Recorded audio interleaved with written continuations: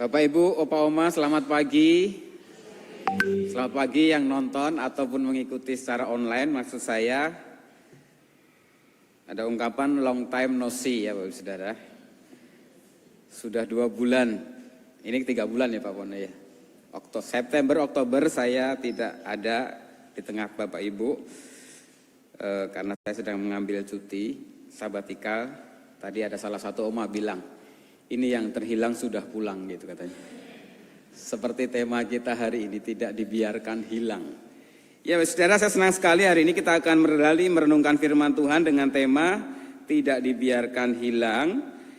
Didasarkan dari Injil Lukas pasal 15. Itu banyak banget, kita nggak baca semua ya. Bapak Ibu Opa Oma nanti di rumah boleh baca. Saya hari ini akan membacakan dari ayat 25 sampai ayat 32 saja. Dari terjemahan baru jilid 2. Saya akan bacakan demikian. Sementara itu anaknya yang sulung berada di ladang. Ketika ia pulang dan sudah dekat rumah, ia mendengar suara musik dan nyanyian tari-tarian. Ia memanggil salah seorang hamba dan bertanya kepadanya apa yang sedang terjadi. Jawab hamba itu, adikmu telah kembali dan ayahmu telah menyembelih anak lembu yang gemuk karena ia mendapatnya kembali dalam keadaan sehat. Anak sulung itu marah dan ia tidak mau masuk. Lalu ayahnya keluar dan membujuk dia. Namun ia menjawab ayahnya, lihatlah, telah bertahun-tahun aku melayani Bapa dan belum pernah aku melanggar perintah Bapa. Tetapi kepadaku belum pernah Bapa memberikan seekor anak kambing untuk bersukaria dengan sahabat-sahabatku. Tapi baru saja datang anak Bapa yang telah menghabiskan harta Bapa dengan pelacur-pelacur. Maka Bapa menyembelih anak lembu yang gemuk itu untuk dia.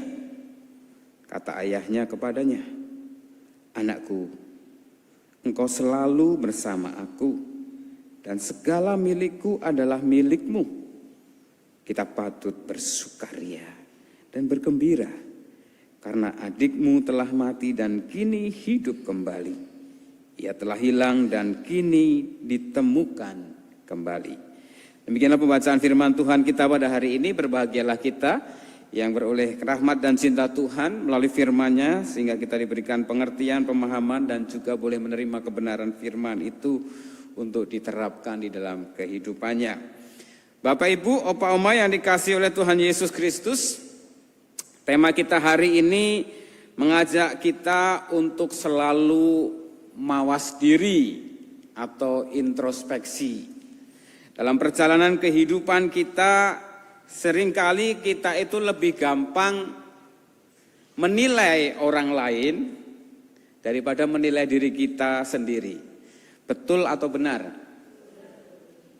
Yang betul mana? Yang benar mana? Iya.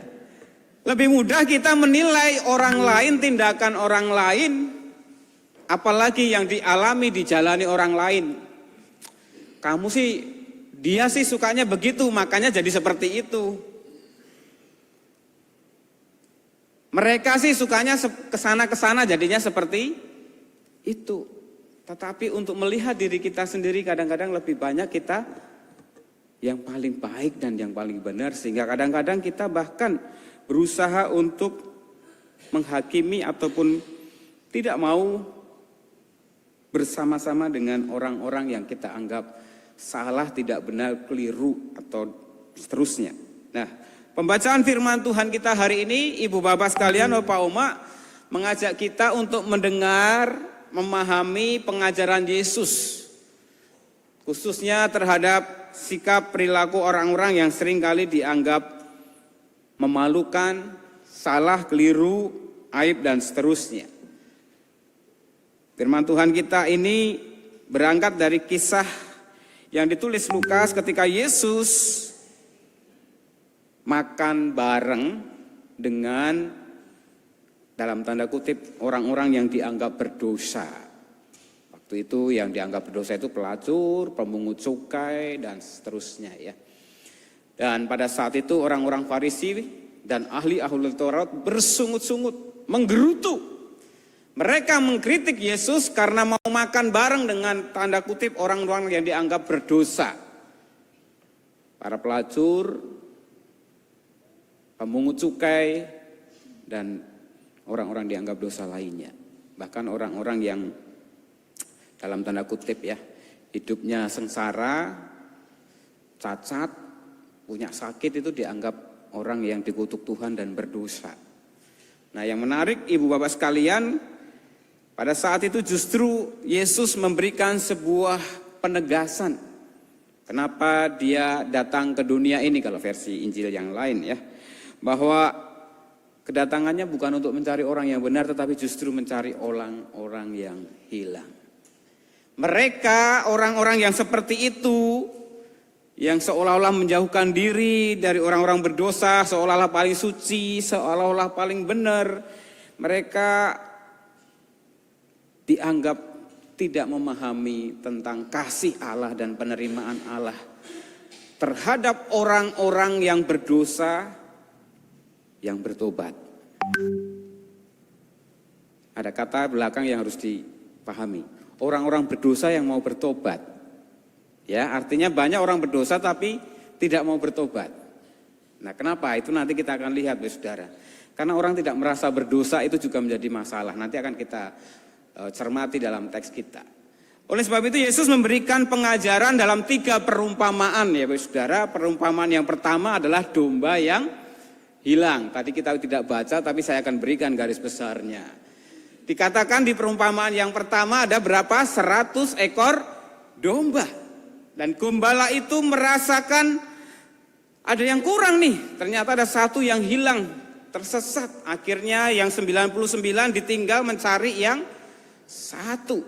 Dan setelah ketemu dia sangat gembira, dombanya itu dipeluk, dibawa balik ke dalam kerumunan yang 99. Apa makna dari perumpamaan yang pertama? Perumpamaan yang pertama, domba yang hilang menggambarkan orang berdosa yang tersesat dan membutuhkan pemulihan. Saya punya pengalaman itu, Bapak Saudara, menggembalakan sapi. Kalau waktu dulu Sumatera, sapi itu tidak diikat, Bapak Saudara, kalau yang sudah akrab, sudah jinak begitu ya. Kami akrab karena sapi itu dikasih nama, Bapak Ibu. Dan kami suka panggil namanya. Dan mereka pun ketika mendengar suara kita, dia akan mendekat. Ketika waktunya makan, waktunya minum, gitu kita bawa ke sungai gitu ya. Dan memang seringkali Bapak Saudara pernah kami kejadian, sapi itu memang dikasih tali, tetapi kalau sudah jam 9 begitu dilepas untuk dia cari makan. Karena waktu itu di Sumatera masih banyak rimba gitu ya, masih banyak makan padang rumput yang liar. Suatu ketika Bapak Saudara, ketika sapi ini sudah waktunya sore kan dia dikumpulkan di lembah gitu supaya nggak ketahuan orang diambil. Sampai malam dia nggak pulang Bapak Ibu. Sampai besok pagi itu nggak pulang. Waduh, kami mengalami sedih banget. Sapi, kalau orang Jawa bilang gaduh ya, sapi dipinjemin gitu ya. Itu kalau hilang gimana? Tetapi yang bukan hilang bukan itu aja, karena anak-anaknya sedih gitu. Teriak-teriak terus. Jadi ternyata setelah kami berdoa, Bapak Ibu, kami cari terus. Karena luas ya, berhektar-hektar di belantara gitu. Ternyata sapi ini memang jauh dari jalur yang biasanya dia makan. Dan singkat cerita ternyata dia talinya itu terlilit ke batang begitu, sehingga dia waktu mau kembali dia tidak bisa ke kerumunan gitu ya, kerombolan. Dan rasanya gimana Bapak Ibu Saudara, sapinya ketemu? Sapi induk tuh, kalau sekarang harganya sekitar 20 juta, kayak sapinya besar begitu ya. Seneng kan Bapak Saudara, kalau peliharaan kita itu ketemu, apalagi ternyata dia tadi tersesat dan terlilit di sana.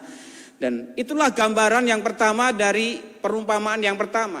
Gembala mengelambangkan Tuhan yang penuh kasih, yang mencari sampai ketemu domba yang tersesat itu. Tersesat kan bisa macam-macam ya Saudara. Karena memang dia jauh dari kerumunan, dia mau seenaknya sendiri, atau tergoda yang hijau-hijau di sana, waktu didatengin ternyata dia akhirnya terlilit dan akhirnya nggak bisa pulang. Dan ini menggambarkan kalau ketemu sukacita surgawi terjadi. Itu perumpamaan yang pertama. Perumpamaan yang kedua, Ibu Bapak, Yesus memberikan tentang perumpamaan uang perak yang hilang. Ada seorang wanita yang memiliki 10 keping uang perak dan satu keping itu hilang. Perempuan itu mencari sedemikian rupa, bisa dibaca ya, pakai pelita, pelosok-pelosok. Biasa kan kalau kita cari barang kita semua diobrak gitu ya sampai ketemu gitu. Kenapa? Karena barang itu sangat berharga. Perumpamaan yang kedua ini mirip Bapak Saudara, tapi yang menjadi poin di perumpamaan kedua, perempuan itu mencari dengan tekun, semua dioprek sampai ketemu supaya koinnya ini, peraknya ini ketemu.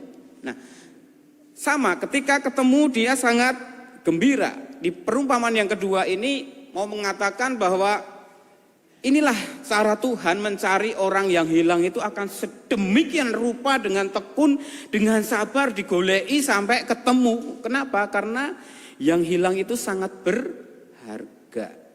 Yang pertama tadi juga berharga, yang 99 ditinggal hanya demi satu. Yang kedua ini juga berharga juga, karena koin ya, meskipun satu masih punya 9, tetap dicari sampai dapat. Piye carane? Ini menunjukkan gambaran Allah yang setia mencari dengan tekun untuk menemukan yang hilang itu. Dan yang terakhir, ini gambaran yang lebih konkret, yang lebih nyata untuk memberikan pengajaran kepada orang-orang banyak pada saat itu. Pendengarnya adalah orang-orang berdosa, para murid dan juga orang-orang Farisi dan ahli Taurat. Ini tadi yang kedua ya. Anak bungsu minta haknya. Ada yang punya pengalaman seperti ini? Nanti saya kasih oleh-oleh saya Bapak Saudara. Saya baru saja juga menangani kasus seperti ini. Jadi anak bungsu ini meminta haknya, pokoknya jatahku, aku mau pakai.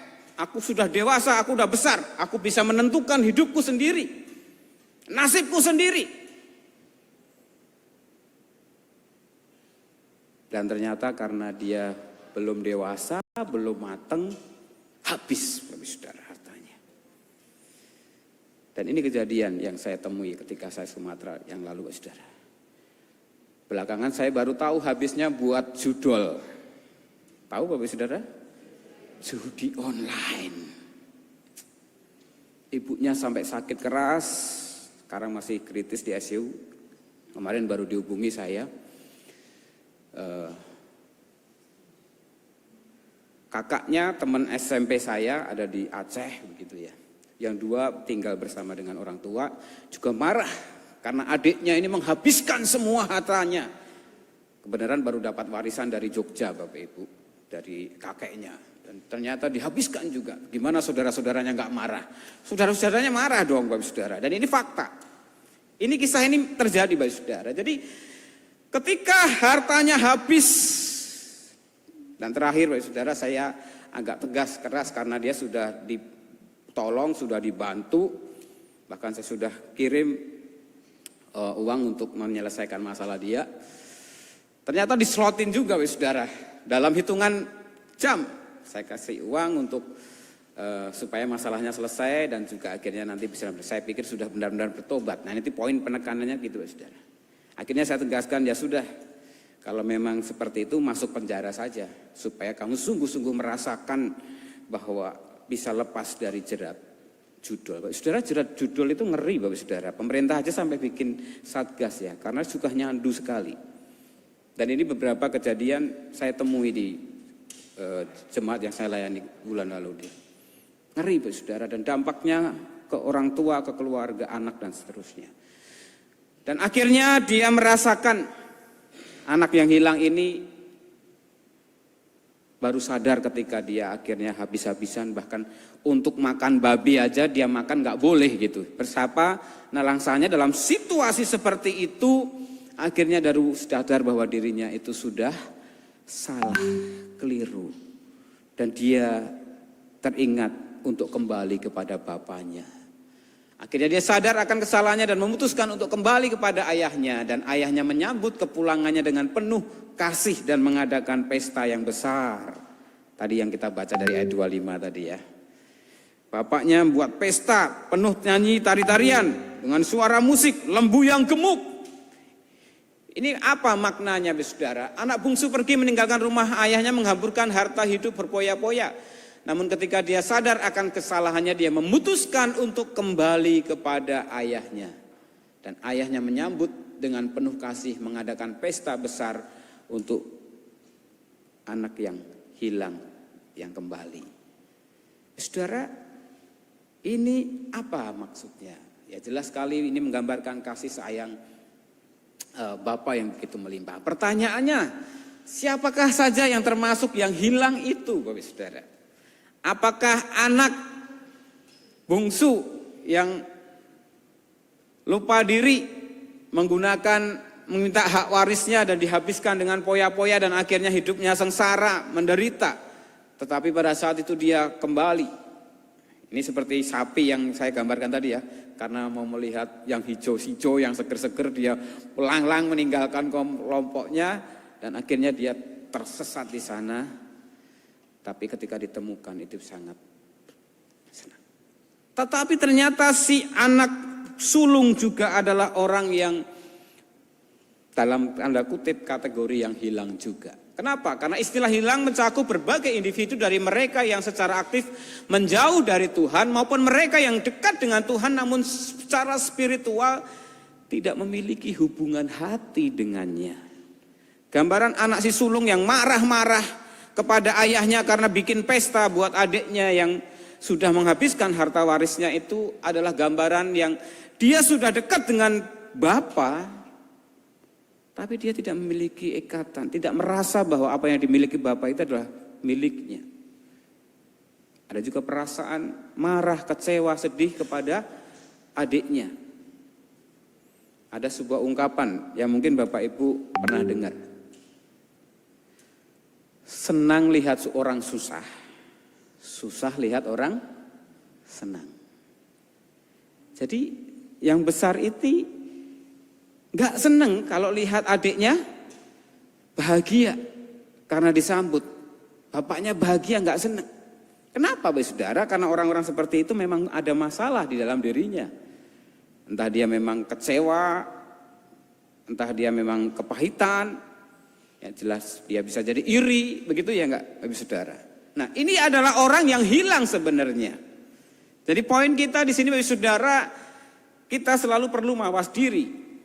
Yang hilang itu bukan hanya orang yang meninggalkan Tuhan, yang gak pernah datang ke gereja, yang gak pernah pelayanan, bisa jadi yang aktif datang ke gereja, yang aktif pelayanan, bahkan jadi pejabat gereja sekalipun bisa jadi orang yang hilang. Ketika dia tidak memiliki keintiman dengan Tuhan sehingga sikap perilakunya mencerminkan tindakan yang tidak mencerminkan kasih Tuhan, kemurahan Tuhan. Perumpamaan ini menekankan anak bungsu maupun anak sulung sama-sama membutuhkan pengampunan dan pemulihan dari Tuhan. Pernah suatu saat saudara dalam sebuah perlawatan, karena jemaat ini sudah lama nggak datang ke gereja, ya kita lawat ya saudara ya. Dan ketika dilawat kita ingatkan itu salah satu teks yang dipilih ada ini. Dan dia marah saudara. Jadi Bapak menganggap saya tersesat, orang sesat ini, saudara. Jadi harus kita pahami, saudara, orang yang hilang itu bukan berarti orang yang tidak meninggalkan Tuhan, ataupun orang yang meninggalkan Tuhan bukan berarti orang sesat. Seringkali orang menganggap sesat itu orang tidak bertuhan, jangan salah. Di sini dari perumpamaan ini kita diingatkan orang yang aktif, yang melayani hamba Tuhan bahkan sekalipun bisa jadi orang yang hilang. Ketika hatinya tidak benar-benar melakukan apa yang Tuhan mau. Allah sebagai Bapa yang penuh kasih selalu siap menyambut kembali siapapun yang hilang ketika mereka mau bertobat dan kembali kepadanya. Ini poinnya Bapak Saudara. Semua orang bisa mengalami dalam tanda kutip hilang dari kasih Tuhan, dari kemurahan Tuhan. Ketika dia lupa diri dengan hal-hal duniawi seperti anak bungsu tadi. Atau orang yang merasa baik dan benar. Dan ini adalah gambaran orang-orang Farisi pada saat itu. Orang-orang ahli Taurat yang merasa dia sudah saleh, suci, paling benar. Ini kritik untuk mereka tetapi sekaligus pengajaran yang disampaikan kepada orang banyak dan murid Yesus. Dan itu juga diberikan untuk kita saat ini. So, saudara, hal utama yang perlu kita ingat dari ketiga perumpamaan ini, pesan utama adalah kasih Allah itu tak berbatas. Dia merindukan dan dia selalu mencari anak-anaknya yang hilang itu untuk kembali pulang kepada Bapa. Bukan kembali ke dalam kekekalan ya saudara, tapi sungguh-sungguh dekat dengan Tuhan, intim, tahu apa yang Tuhan mau, mengerjakan apa yang Tuhan inginkan. Itu yang Tuhan mau kita lakukan dalam kehidupan kita, Bapak Ibu Om Bapak. Bukan berarti kita yang sudah sepuh senior sekalipun tidak pernah menjadi orang yang hilang. Bahkan kalau kita mau jujur, nanti saya ajak yang terakhir, Bapak Saudara. Banyak orang tua yang merasakan menjadi anak yang hilang ketika ada penyesalan. Ada perasaan gagal sebagai orang tua. Atau mungkin ketika mengalami sakit penyakit. Menjadi putus asa, hilang harapan. Udah, cabut nyawaku Tuhan. Aku udah capek, aku udah lelah. Ini adalah gambaran orang-orang yang hilang, yang seharusnya tetap melihat kasih Allah yang tak terbatas itu. Dan Allah rindu orang-orang yang mengalami hilang itu untuk selalu kembali pulang kepada Tuhan. Yang utama adalah kembali meyakini bahwa Allah itu penuh dengan kasih dan anugerah yang setiap saat rindu untuk kita mendekat kepadanya. Tetapi dibutuhkan kesediaan diri untuk mengalami, melakukan pertobatan. Apa Bapak Ibu? Kok ragu-ragu pertobatannya? Yang mantap dong. Pertobatan. Jadi orang kalau udah mantap itu berarti sudah mau mengakui keberdosaannya, mengakui kesalahannya, menyadari, mengakui dan mau minta ampun pada Tuhan. Seperti dilakukan seorang anak bungsu yang tadi. Menyadari kalau dia salah keliru, mengingat kasih Allah yang tak terbatas itu membuat dia berani pulang dan meminta ampun. Itu adalah sikap yang diinginkan Tuhan sebagaimana ajaran. Yang pertama, kita diingatkan akan kemurahan Allah yang selalu siap menanti kita untuk dekat kepada Tuhan. Apapun keberdosaan kita, apapun kerapuhan kita, Tuhan siap menampung, menerima kita kembali apa adanya kita. Saudara, metode yang saya lakukan pada saat itu ketika orang tuanya marah, saudara-saudaranya marah, saya berbicara dulu satu persatu, gitu ya. Jadi yang ada saling menyalahkan dan seterusnya. Lalu saya pakai teks ini untuk berbicara bahwa si bungsu ini seperti anak yang hilang yang harus kita nantikan kehadiran dan kepulangannya, saudara. Saya memakai gambaran, Bapak Ibu Saudara pernah atau masih ingat kecelakaan pesawat Lion Air di Karawang? Beberapa tahun waktu yang lalu, masih ada pandemi juga kayaknya ya. Bangkainya, serpihan, tulang, badan aja dicari. Karena itu keluarga. Benar nggak Bapak Saudara? Untuk dicocokin sesuai nggak dan akhirnya dimakamkan sebagaimana layak. Apalagi kalau masih hidup. Sudah semestinya anak yang hilang harus dicari dan ditemukan. Nanti itu menjadi aplikasi kita. Penting untuk menyadari kesalahan dan memutuskan kembali dengan kerendahan hati memohon pengampunan Tuhan. Dan Tuhan akan menyambut dengan sukacita. Itu tahapannya tadi ya. Jadi apa refleksi kita Bapak Ibu sekalian? Mari dari diri kita sendiri kita terus mawas diri. Tadi saya katakan di awal. Mari terus introspeksi, mawas diri. Bisa jadi kita kadang-kadang merasa menjadi seperti anak sulung yang selalu benar, selalu baik. Dan tidak senang ketika ada orang yang salah, keliru, jatuh, sungguh-sungguh berpulih dan kembali tekun setia kepada Tuhan. Oleh sebab itu kita harus selalu introspeksi atau barangkali mungkin kita pernah dalam situasi seperti si sulung yang merasakan paling benar, paling mampu dan paling bisa Tapi kenyataannya kita juga terbatas dan rapuh sehingga jatuh. Maka kita harus berani mengakui keberdosaan kita, kebersalahan kita, dan dengan rendah hati kita mohon ampun sama Tuhan. Percayalah, kasih dan pengampunan Allah itu tidak terbatas. Banyak orang-orang tua yang tidak berkomunikasi lagi dengan anak atau dengan mantu karena ada kemarahan, ada kekecewaan. Hari ini Bapak Saudara, kalau memang itu ada di antara kita, kita diingatkan. Untuk apa tadi yang kenceng? Bertobat. Tuhan mau hidup kita ada damai, sukacita, sejahtera. Pemulihan relasi itu yang menjadi tujuan Tuhan dari perumpamaan-perumpamaan itu. Seburuk sehancur apapun keluarga kita, pasangan, anak, mantu, cucu, mungkin sudah membuat kita malu, membuat aib.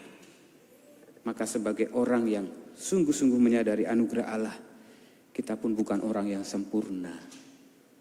Kita juga bisa salah, kita bisa keliru. Si sulung tadi aja yang merasa paling benar, ternyata juga orang yang hilang. Maka kita juga harus meminta ampun dan mau mengampuni orang-orang di sekitar kita. Itu hal kedua yang saya ajak untuk kita lakukan. Kita dipanggil untuk menemukan orang-orang yang hilang, mencari orang-orang yang tersesat. Sekali lagi, tersesat itu bukan berarti tidak percaya Tuhan ya. Tersesat itu bisa jadi salah jalan, salah arah.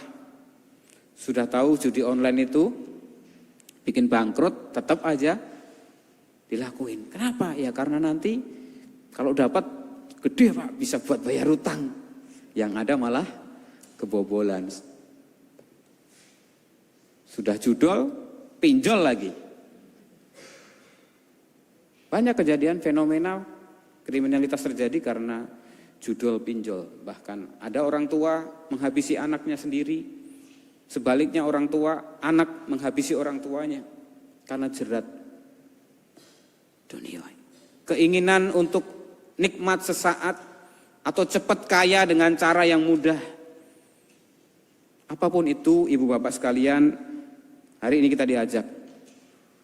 Karena cara untuk membuat mereka kembali adalah harus merangkul mereka. Seperti gambaran tadi ya, dibikinin pesta, dibikinin pakaian yang bagus. Karena itu ungkapan syukur bahwa orang yang terhilang itu kembali pulang. Itu panggilan kita, Ibu. Caranya apa? Mulai dari diri kita sendiri dulu.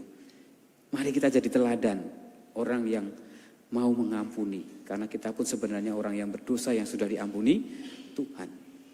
Maka seburuk, sejahat apapun, entah itu pasangan kita, anak, mantu, cucu kita, rekan sepelayanan, rekan kerja, maka kita harus membuka hati untuk merangkul, mengampuni. Bisa jadi dengan jalan itu orang itu akhirnya bisa dipulihkan, diselamatkan, dan sukacita surgawi akan terjadi. Kemarin terakhir saya di WA, bapaknya bersyukur, berterima kasih karena anaknya yang hilang telah kembali pulang. Bahkan sudah merukunkan, ada 4 anaknya, yang nomor 1, 2 ada tinggal bareng orang tua. Ibunya sakit keras, Bapak Saudara, itu berangkat dari keprihatinan saya. Ibunya itu sakit keras, dirawat di Palembang itu udah 2 bulan. Anak-anaknya nggak ada yang jaga sama sekali Bapak Ibu. Gimana perasaan orang tua kalau seperti itu? Karena anak-anaknya nggak rukun. Nggak rukun kenapa? Karena ternyata masalah warisan. Ternyata warisan habis karena masalah judul. Dan semua saling menyerang, saling menyalahkan. Saudara, ini oleh-oleh yang saya kira bukan kebetulan ketika hari ini saya diminta membawakan firman Tuhan ini. Biarlah ini menjadi pengingat kepada kita. Keutuhan keluarga itu lebih utama daripada harta benda kekayaan. Nama baik. Mau sehancur apapun, seburuk apapun anak kita, pasangan kita. Kita harus merangkul dan memeluk agar terjadi pemulihan. Ingat ya Bapak Saudara, jenazah yang hancur berkeping-keping di laut aja dicari, benar nggak? Apalagi kalau masih hidup, seburuk apapun, mari kita rangkul, kita peluk. Karena keselamatan jiwa dipulihkan itu adalah berharga di mata Tuhan. Mari kita terus menyadari ke diri kita, mawas diri, dan kita juga mau dipakai Tuhan untuk memulihkan orang yang terhilang kembali kepada Tuhan. Tuhan Yesus memberkati kita melalui firman-Nya. Amin. Kita masuk dalam saat hening.